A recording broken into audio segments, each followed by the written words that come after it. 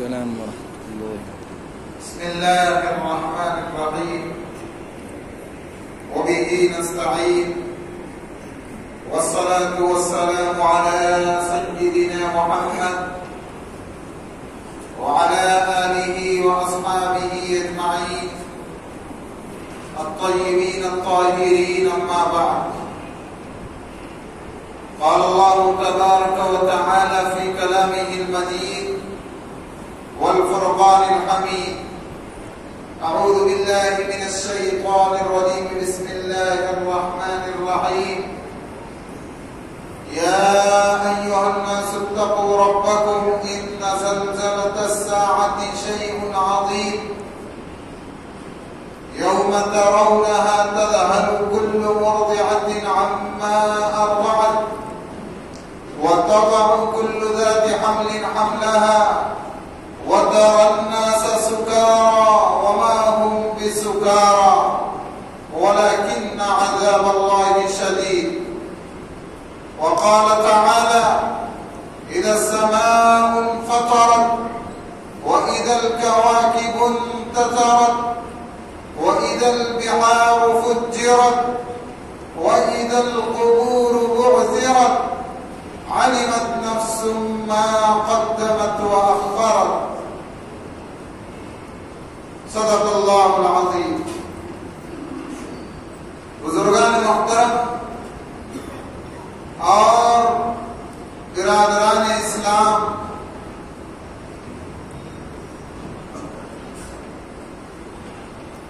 گزشتہ ہفتے یہ آیتیں جو آج تلاوت کی گئی تھی، اللہ رب العزت نے انسان کو اس کے اصل ٹھکانے کی تیاری کے لیے، ہمیشہ رہنے والی اور باقی رہنے والی زندگی کی تیاری کے لیے اس دنیا کی زندگی میں پیارے آقا حضرت محمد الرسول اللہ صلی اللہ علیہ وسلم کے اوپر قرآن مجید کو نازل کر کے مختلف طریقوں سے تیار ہونے کی تلقین فرمائی. کبھی قرآن مجید میں اللہ تعالیٰ نے اپنے انعامات کا ذکر کیا، اپنے احسانات کا ذکر کیا، اپنی نعمتوں کا ذکر کیا، اور بندوں کے اوپر اللہ رب العزت کا جو کرم، جو فضل ہے، ان کا ذکر کیا. اور کبھی اللہ رب العزت نے اس دنیا کی زندگی سے آنکھ بند ہو جانے کے بعد ہمیشہ باقی رہنے والی زندگی میں ملنے والے انعامات کا ذکر کر کے بندوں کو اصل زندگی کی تیاری کی تلقین فرمائی. پھر جہاں اللہ رب العزت نے بشارتیں سنائی، اعزاز و اکرام کا تذکرہ کیا، وہیں پر اللہ تعالیٰ نے اپنے بندوں کو ڈرایا ہے جہنم کے عذاب سے، ڈرایا ہے اپنی پکڑ سے، ڈرایا ہے اپنے قہر و غضب سے. اور اللہ رب العزت نے پھر قیامت کا تذکرہ فرمایا، قیامت کی ہولناکیوں کا تذکرہ فرمایا. میرے بھائیوں، اصل زندگی تو موت کے بعد کی زندگی ہے، جس کو کبھی فنا نہیں، جو ہمیشہ باقی رہنے والی زندگی ہے. لیکن اس سے بھی زیادہ اصل زندگی ہے، دنیا کی زندگی ہے. وہ کیوں؟ اس لیے کہ اس دنیا کی زندگی میں اگر بندہ رائی کے دانے کے برابر بھلائی کرے گا تو اسے ہمیشہ رہنے والی زندگی میں اس کا بدلہ ملے گا. یہاں سے وہاں جانے کے بعد کمائی کا کوئی ذریعہ نہیں. آخرت کی کمائی اسی دنیا کی زندگی میں کی جائے. الدنیا مزرعۃ الآخرہ. پیارے آقا حضرت محمد رسول اللہ صلی اللہ علیہ وسلم نے ارشاد فرمایا کہ دنیا کی زندگی آخرت کے لیے کھیتی کے مانند ہے. یہاں پر جو بوؤ گے وہی وہاں کاٹو گے. یہاں پر اگر ہم نے اعمال صالحہ کیے، خیر کے کام کیے، بھلائی کے کام کیے، اللہ کی رضا والے کاموں میں اپنی زندگی گزاری تو آخرت میں اس کا بدلہ پائے.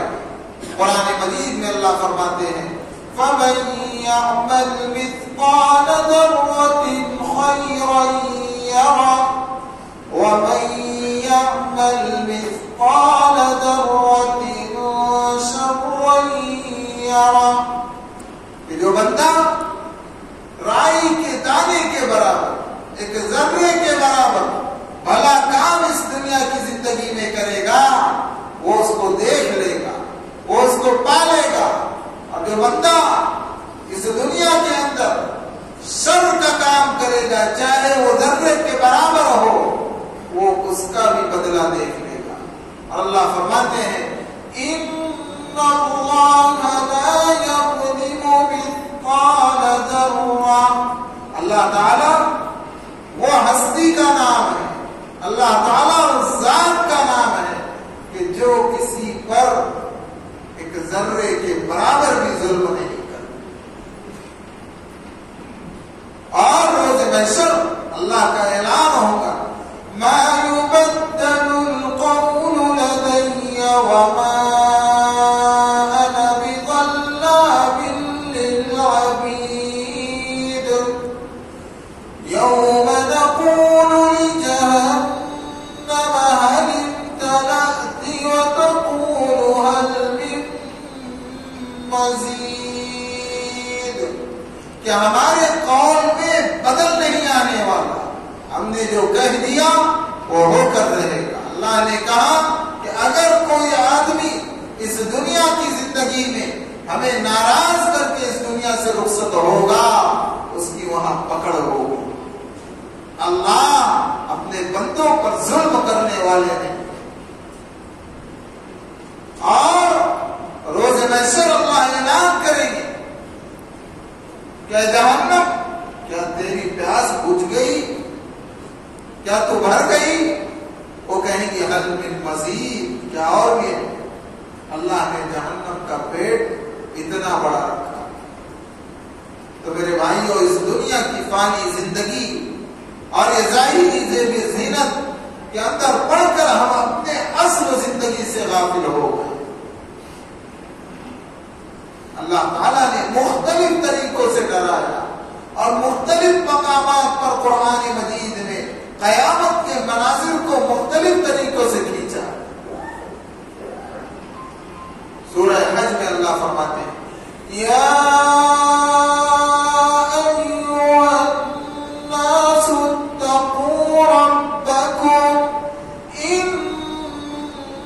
زلزلة الساعة شيء عظيم يوم ترونها تذهل كل مرضعة عما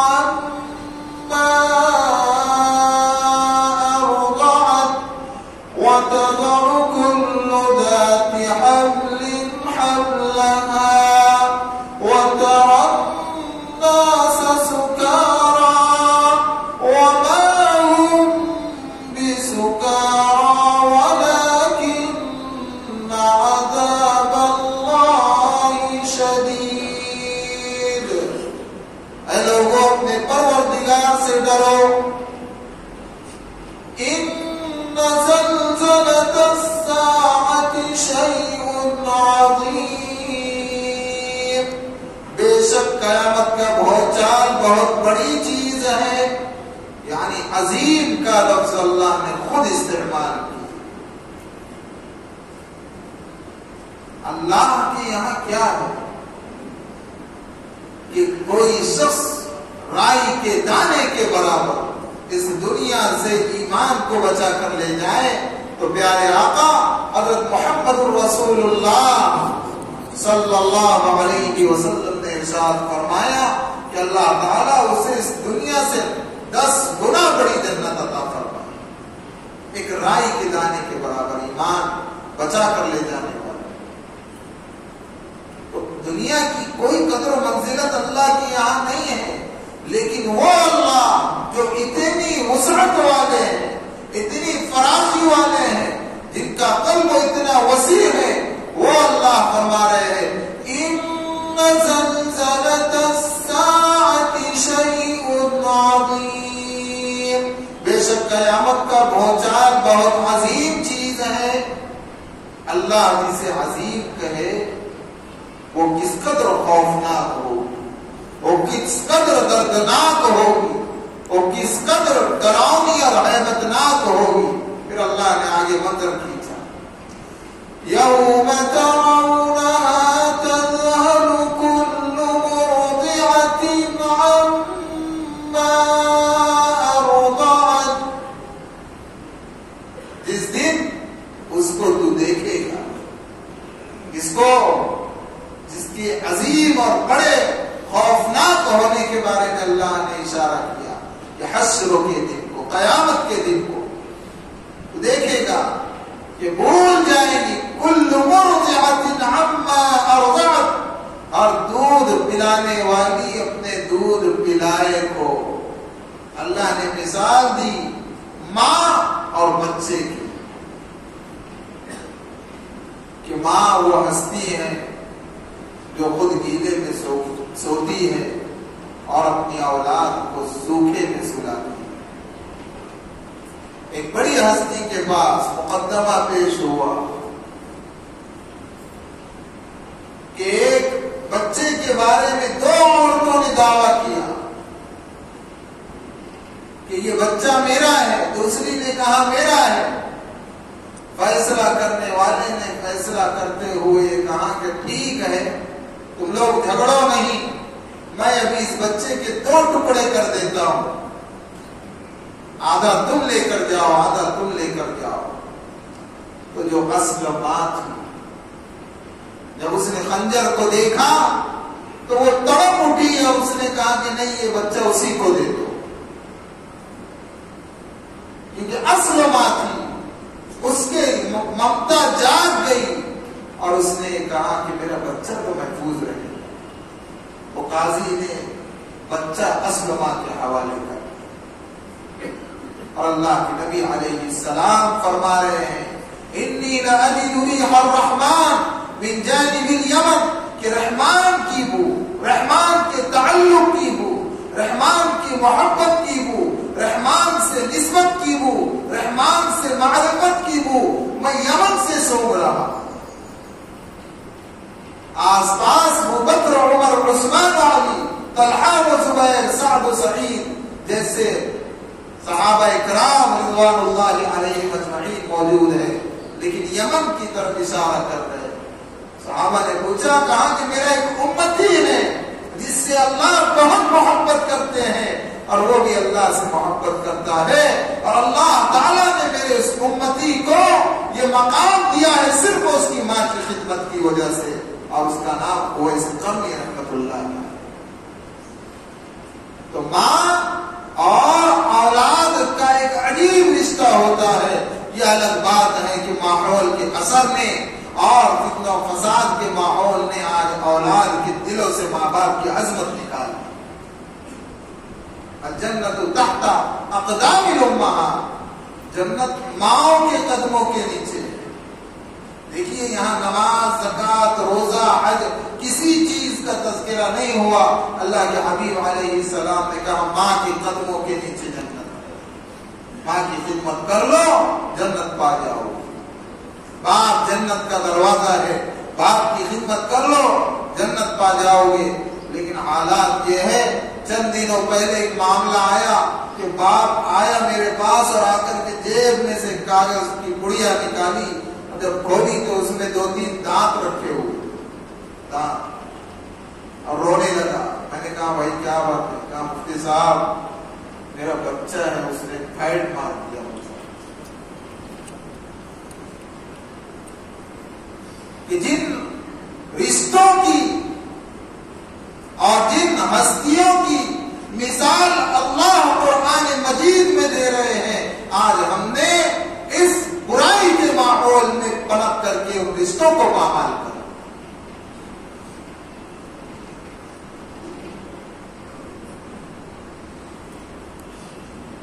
تو اللہ نے ماں اور بچے کی مثال قرآن مجید میں دی. یوم ترونہا تذہل کل مرضعۃ عما ارضعت. اور جس دن تم اس کو دیکھو گے، یعنی قیامت کے دن کو، جب وہ پہنچان آئے گا، جب وہ زلزلہ آئے گا، تو اللہ فرما رہے ہیں کہ ہر دودھ پلانے والی اپنے دودھ پلائے کو بھول جائے. یعنی ماں اپنے بچے کو کبھی نہیں بھولتی، لیکن وہ اتنا بھیانک زلزلہ ہوگا قیامت کا کہ ماں اپنے دودھ پیتے بچے کو بھول جائے. صحابہ کرام نے پیارے آقا حضرت محمد رسول اللہ صلی اللہ علیہ وسلم نے ماں کی عظمتوں کو بیان کیا، باپ کی عظمتوں کو بیان کیا. ابھی 5 یا 6 سال کی عمر مدینہ کے راستے پر بالکل پہاڑوں کے اندر آپ کی والدہ حضرت آمنہ مدفون رضی اللہ عنہ. اللہ کے حبیب حضرت محمد رسول اللہ صلی اللہ علیہ وسلم کی والدہ سفر میں تھی. ام ایمن جو ان کی کنیز تھی باندھی تھی، اور اللہ کے نبی علیہ السلام انہیں بھی ماں ہی کہہ کر پکارتے تھے، وہ بھی ساتھ تھی کہ اچانک آخری وقت پہنچا. اور محدثین نے لکھا ہے کہ اس وقت کے جو آثار بیان کیے گئے ہیں اس سے معلوم ہوتا ہے کہ اٹیک کا جھٹکا تھا. ہارٹ سانسیں اکھڑ رہی تھی. اللہ کے نبی علیہ السلام جو پہلے ہی باپ سے محروم تھے، ان کے اس دنیا میں آنے سے پہلے باپ کا سایہ سر سے اٹھا لیا گیا. اللہ کے نبی علیہ السلام ماں سے لپٹ رہے اور کہہ رہے، امی جان تم تو یہ بات جانتی ہو کہ میں محمد رسول اللہ. ارے درود شریف تو پڑھو بھائی، اللہ کے بندو، اتنے احسانات ہیں اس نبی کے. گزشتہ ہفتے اسی پر بولا گیا، درود ہی نہیں پڑھتے ہم لوگ، کیا ہو گیا؟ صلی اللہ علیہ وسلم، زور میں بولو. وہ آقا صلی اللہ علیہ وسلم، محدثین نے لکھا ہے کہ باپ کا سایہ اور بچپن میں ماں کا سایہ اس لیے اٹھا لیا گیا کہ کل کو کوئی یہ انگلی اٹھا کر نہ بولے یہ قوم انگلیاں اٹھاتی ہے، کہ یہ کسی کے پاس پڑھ کر آئے، ان کے باپ نے ان کی تربیت کی. نہیں، اللہ نے اس لیے اٹھایا کہ کوئی ان کے اوپر انگلی نہ اٹھائے، بلکہ لوگ یہ کہیں کہ ان کی تربیت کرنے والی ذات تو اللہ ہے. کیونکہ جو دین لے کر آئے تھے وہ ہمارے اور آپ کے پاس آنے والا، قیامت تک آنے والی انسانیت کے پاس آنے والا دین تھا. تو اس دین کے لیے ماں باپ کو چھوڑنا پڑا اور ہم درود بھی پڑے. اتنی بری بات ہے کہ جس نبی علیہ السلام نے دنیا سے آنکھ بند کرتے ہوئے، پردہ فرماتے ہوئے ہماری فکروں کی آخری الفاظ امتی امتی نکل رہے تھے، اور پھر اخیر میں کہا اللہم بالرفیق الاعلی. یہ ہماری فکروں میں گئے اور ہم درود نہیں پڑے. تو سانسیں اکھڑ رہی ہیں، کہہ رہے امی جان تمہیں تو معلوم ہے کہ میں محمد الرسول اللہ صلی اللہ علیہ وسلم کا اس دنیا میں تمہارے سوا کوئی نہیں. تم بھی مجھے چھوڑ کر جا رہی ہو. تو ماں کے جملے تھے، آخری جملے جو سانسوں کے اکھڑتے ہوئے اس بے چینی اور بےتابی میں اپنے چہیتے بیٹے اور ایسا چہیتا اور پیارا بیٹا جس کے جیسا بیٹا قیامت تک نہیں پیدا ہو سکتا صلی اللہ علیہ وسلم کہہ رہی ہے کل حی میت وکل جدید بال، میرے بیٹے ہر زندہ میں مرنا ہے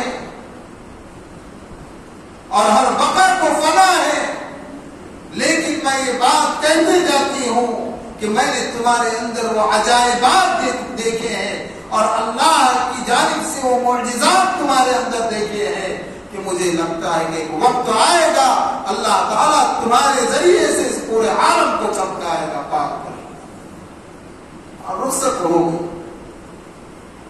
اب جو بھی سامان ہوا ہو، آس پاس کچھ لوگ آئے ہو، تدفین ہو گئی، حضرت ام ایمن اس پہاڑی سے نیچے اتری تو دیکھی کہ بچہ نظر نہیں آ رہا ہے، تو پیچھے مڑا تو رونے کی آواز آ رہی تھی، اوپر چڑھی تو دیکھا پیارے آقا صلی اللہ علیہ وسلم اپنی ماں کی قبر سے لپٹے ہوئے ہیں اور ہچکیاں بندھی ہوئی ہیں، رو رہے ہیں۔ ام ایمن نے کھینچا، کہا کہ بیٹا چلو، کہا کہ امی جان، انہیں بھی ماں کہتے، امی جان مجھے چھوڑ دو، میں اپنی ماں کے بغیر نہیں رہ سکتا۔ آج یہ امتیں اپنی ماں کو بڈھی کہہ رہی، اپنی ماں کو سٹیا نہیں کہہ رہی، یہ ہمارے اعمال ہیں۔ اس بات کے 57 سال گزرنے کے بعد اللہ کے نبی علیہ السلام نے جب اپنے آخری حج کے سفر کا احرام باندھا اور نکلے ہیں تو صحابہ کرام سے کہا، جب اپنی ماں کی قبر سے گزر ہوا، کہ سب لوگ جہاں ہیں وہیں بیٹھ جاؤ۔ سارے صحابہ بیٹھ گئے۔ محدثین نے لکھا ہے کہ اس جگہ پر 70,000 صحابہ سما گئے، کہ اللہ کے نبی علیہ السلام کا معجزہ تھا، ورنہ وہاں اتنے نہیں سما سکتے۔ اور پھر اللہ کے نبی علیہ السلام گھنٹوں عرب کی تپتی ہوئی دھوپ میں اپنے گھٹنوں کو یوں کھڑا کر کے اور یوں ہاتھ سے اپنے گھٹنوں پر سر رکھا ہاتھ پر اور گھنٹوں روتے رہے، اور اس کے بعد ایک آہ کھینچی اور کہا کہ لوگوں سنو، اے کاش آج محمد الرسول اللہ صلی اللہ علیہ وسلم کی ماں زندہ ہوتی اور میں محمد صلی اللہ علیہ وسلم عشاء کی نماز پڑھانے کے لیے مصلی پر کھڑا ہو چکا ہوتا اور تکبیرہ تحریمہ اللہ اکبر کہہ کر اپنے ہاتھوں کو باندھ لیا ہوتا اور میری ماں پردے کو کھولتی اور کہتی بیٹا محمد، تو میں اپنی ماں کی خاطر نماز کو توڑ کر چلا جاتا۔ یہ ہے ماں اور اولاد کا رشتہ، یہ ہے ماں اور والد باپ کا رشتہ اولاد کے ساتھ۔ اللہ نے وہ مثال دی کہ قیامت کا زلزلہ اتنا ہولناک ہوگا، وَتَضَعُ كُلُّ ذَاتِ حَوَّىٰ يَوْمَ تَرَوْنَهَا تَذْهَلُ كُلُّ مُرْضِعَةٍ عَمَّا أَرْضَعَتْ، کہ اس دن ہر دودھ پلانے والی اپنی دودھ پلائے کو بھول جائے۔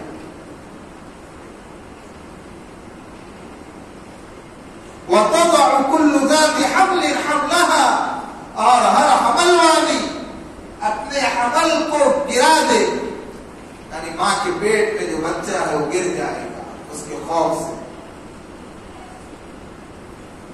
وَتَرَى النَّاسَ سُكَارَىٰ وَمَا هُمْ بِسُكَارَىٰ، اور تم دیکھو گے کہ لوگ نشے میں ہیں۔ اللہ فرمانے وہ نشہ نہیں ہوگا، لوگوں کی کیفیت ایسی ہو جائے گی کہ گویا نشے میں ہوش و حواس کھو دیں۔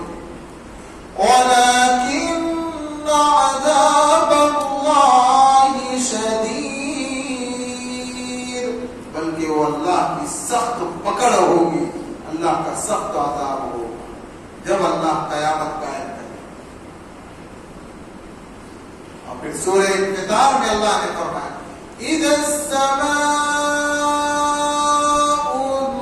انفطرت، جب آسمان چیر دیا جائے گا، وَإِذَا الْكَوَاكِبُ انتَثَرَتْ، اور جب ستارے دھڑکا دیے جائیں، جھڑ جائیں، ٹوٹ کر ختم ہو جائے، وَإِذَا الْبِحَارُ فُجِّرَتْ، اور جب سمندر ابل پڑے، سمندروں کو اللہ ابال دے گا، پھٹ جائے گا. بولتے ہیں نا سونامیاں، لیکن وہ ایسی سونامی رہے گی کہ قیامت تک ویسی سونامی نہیں آئے ہو. وَإِذَا الْقُبُورُ بُعْثِرَتْ، اور جب قبریں زیر و زبر ہو جائے. اور ایک جگہ اللہ نے فرمایا وَإِذَا الْجِبَالُ سُيِّرَتْ، اور جب پہاڑوں کو دوڑایا جائے.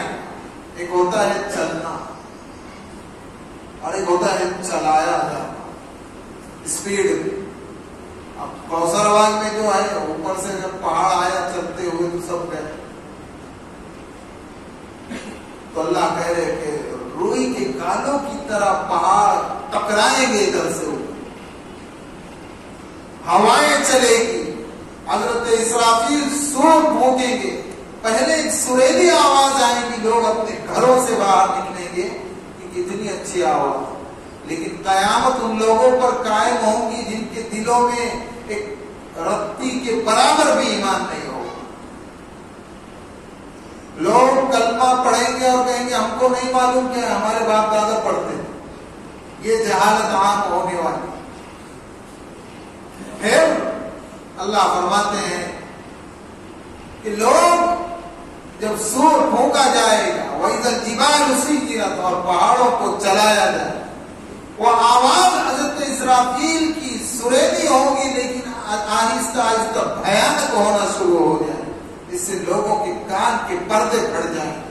پھر ہواؤں کو تیزی سے چلایا جائے، اور جب پہاڑ دوڑیں گے تو درخت تو کہاں رہے، اور سمندر پھٹیں گے تو کیا حال ہوگا. قرآن مجید میں اللہ نے نقشہ کھینچا، اور یہ نقشہ اس لیے نہیں کھینچا کہ ہم لوگ صرف کو سنے اور بولے اتنا خطرناک ہوگا، ہم تو نہیں رہے. ایسا نہیں، ڈرانے کے لیے کہ اللہ کیسی طاقت والے، اللہ کیسی قدرت والے، اللہ کیسی پکڑ والے، اللہ کیسے جبار ہے، اللہ کیسے قہار ہے، اللہ کیسے پکڑنے والے ہیں، اللہ کیسے غصے والے ہیں. اگر اللہ رحیم ہے، کریم ہے تو جبار بھی، غفار ہے، ستار ہے تو قہار بھی. تو اسی لیے کہا ایمان بین الخوف والرجا، کہ ایمان خوف اور امید کے بیچ میں. مومن اللہ کے رحم و کرم سے امید بھی رکھتا ہے اور اللہ کی پکڑ سے ڈر بھی رکھتا ہے. علمت نفس ما قدمت واخرت، اللہ فرماتے ہیں کہ اس دن ہر جان جان لے کہ اس نے پہلے کیا کیا، بعد کے اگلا پچھلا سب سامنے آ جائے. اب دیکھیے اللہ کا انداز، اللہ کیسے کریم ہے کہ ڈراتے ہیں. قرآن مجید میں آپ دیکھیں گے کہ اللہ نے اگر کہیں پر ڈرائے تو فوراً اپنی رحمتوں کا تذکرہ کر دیا. یہ اللہ کا اسلوب ہے، اللہ کی اپنے بندوں پر مہربانی ہے. تو اللہ فرما رہے یا ایھا الانسان ما غرک بربک الکریم، اے انسان تجھے تیرے مشفق رب سے، تجھے تیرے مہربان رب سے، تجھے کرم کرنے والے رب سے کس چیز نے دھوکے میں ڈال، کس دھوکے میں پڑا ہے. الذی خلقک فسواک فعدلک، جس نے تجھے بنایا، تجھے خوبصورت شکل عطا کی، تو اسی رب سے دھوکے میں پڑا ہوا ہے. میرے بھائیوں، ہماری ذمہ داری ہے کہ ہم قرآن مجید کو پڑھیں، معتبر علماء کی نگرانی میں اسے سمجھیں، موت سے پہلے پہلے کہ ہمارا اللہ کا کلام ہے، ہمارے مالک اور ہمارے رب کا کلام ہے. اللہ ہمیں کیا کہنا چاہ رہے، کان پر سے تو گزارے کم سے کم کہ اللہ نے قرآن بھیجا، اللہ کی بات. تو اللہ ہم سے کیا کہنا چاہ رہے ہیں؟ اللہ نے ہر چیز کا تذکرہ قرآن مجید میں کر دیا. یہ دنیا ختم ہونے والی ہے، یہ دنیا فانی ہے، اس کو بقا نہیں، یہ فنا ہونے والی ہے. اور جب فنا ہوگی ساری کی ساری ہستیاں اس دنیا سے ختم ہو جائے گی. حدیث شریف میں ہے 4 مقرر فرشتے جبریل، میکائیل، اسرائیل اور اسرافیل بچیں گے. در منصور کی روایت ہے اللہ پوچھیں گے جبریل کون بچے؟ تو کہیں گے اللہ جبریل میں ہوں، میکائیل ہے، اسرافیل ہے، اسرائیل ہے. ایک ایک کر کے 3 ختم ہو جائیں گے. اللہ کہیں گے اب کون بچا؟ حضرت جبریل کہیں گے اللہ میں بچا. اخیر میں حضرت جبریل بچے اور آپ کی ذات تو پاک ہے. تو اللہ کہیں گے جبریل تو بھی ختم ہو جا. اللہ کے کہتے ہی وہ ختم ہو جائے. پھر قرآن مجید میں اللہ نے اس کا نقشہ کھینچا. یہ ساری حکومت کرنے والے، سارے بادشاہت مشرق سے لے کر مغرب تک، شمال سے لے کر جنوب تک حکومت کرنے والے بادشاہ جن کا بہت نام تھا. کوئی حاجی صاحب کے نام سے جانا جاتا تھا، کوئی نمازی صاحب کے نام سے جانا جاتا تھا، کوئی مفتی صاحب کے نام سے جانا جاتا تھا، کوئی فلاں فیکٹری کا مالک، کوئی فلاں کمپنی کا مالک، کوئی اتنی ملکیت کا مالک. لیکن اس دن سارے مالک فنا ہو جائیں گے اور اللہ فرمائیں گے اس وقت لمن الملک اليوم. کہو جو اپنی بادشاہت کا دعویٰ کرتے تھے، جو اپنی خدائی کا دعویٰ کرتے تھے، کہاں ہے فرعون، کہاں ہے حامان، کہاں ہے قارون، کہاں ہے صدار، کہاں ہے فیکٹری کا مالک، کہاں ہے زمینوں کا مالک، کہاں ہے بنگلوں کا مالک، کہاں ہے دنیا میں اکڑ کر چلنے والے، کہاں ہے نام اور شہرت والے. ساری کی ساری دنیا پر فنا تاری ہوگی، سب کے سب فانی ہو چکے ہوگے، کوئی جواب نہیں آئے گا. ایسے مالک کے ہم بندے ہیں کہ جو ہمیشہ سے ہے، ہمیشہ رہے گا، جب کچھ نہیں رہے گا وہ رہے گا. پھر اللہ خود ہی فرمائیں گے لمن الملک اليوم للہ الواحد القہار اليوم تجزا كل نفس بما كسبت لا ظلم اليوم ان اللہ سریع الحساب. اللہ کی بادشاہت ہے، للہ الواحد القہار، اس اکیلے اللہ کی بادشاہت ہے جو ہمیشہ سے ہے، ہمیشہ رہے گا. اور اللہ کہیں گے آج الیوم تجزا، آج میں بدلہ دوں گا، کل نفس بما کسبت، ہر جان کو جو اس نے کمایا ہے. لا ظلم اليوم، آج میں کسی پر ظلم نہیں کروں گا.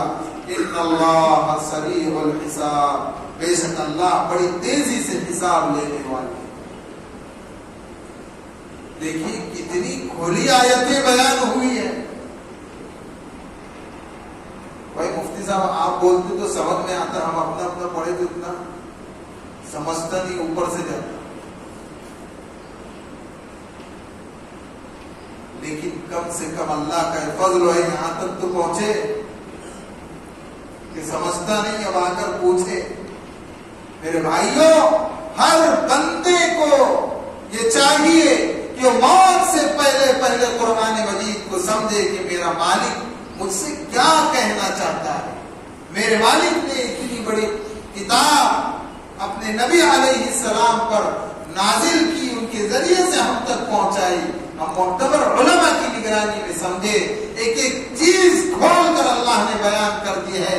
لیکن ہم نے اس دنیا کی ظاہری زیب و زینت کو دیکھ کر اپنی ابد الآباد والی زندگی، ہمیشہ رہنے والی زندگی سے غافل ہو گئے.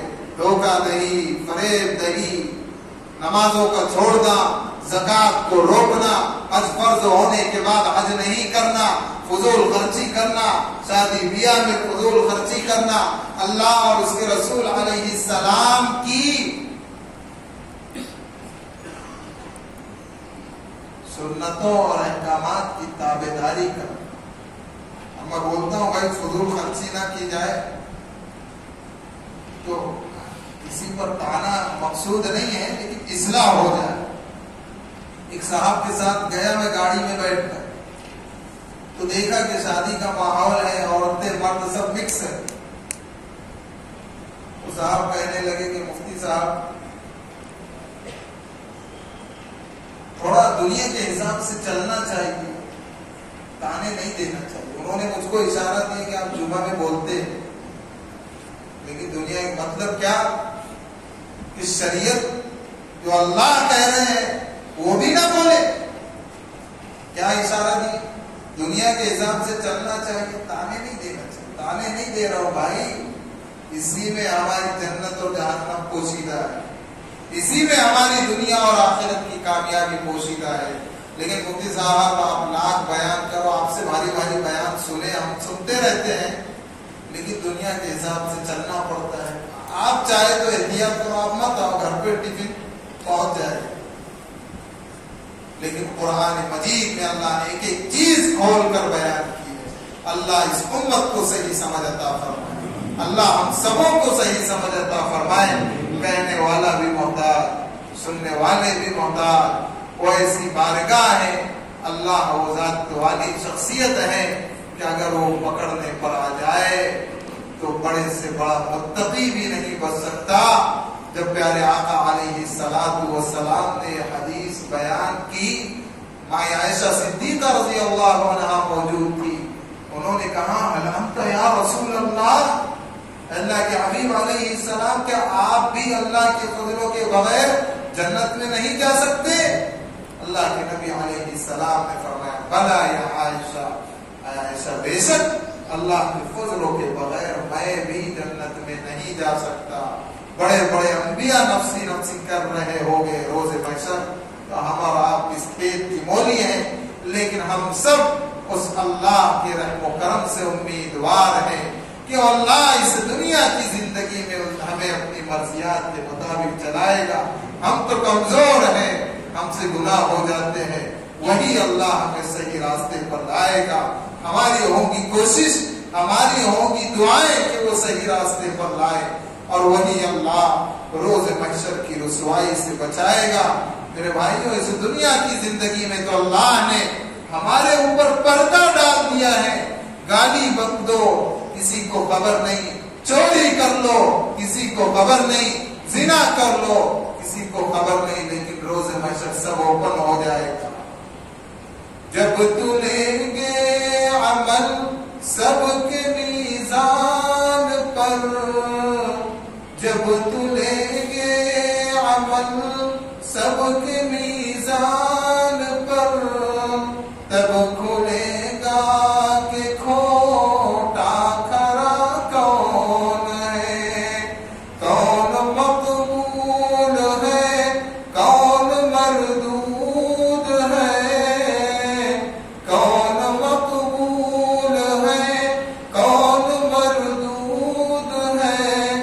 بے خبر کیا خبر، تجھ کو کیا کون ہے، تیرے در کے ہے محتاج شاہ و گدا، تیرے در کے سوا ہم کہاں جائیں گے.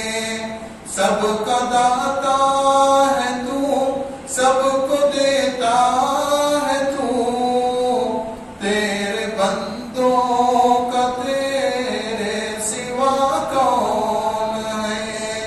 ہم سبوں کو اسی اللہ سے امید ہے وہ ہمیں ضرور معاف کرے گا، اور ہم بھی اللہ سے وعدہ کرتے ہیں ہم اس دنیا کی زندگی میں صحیح چلیں گے صراط مستقیم پر اس کی توفیق سے.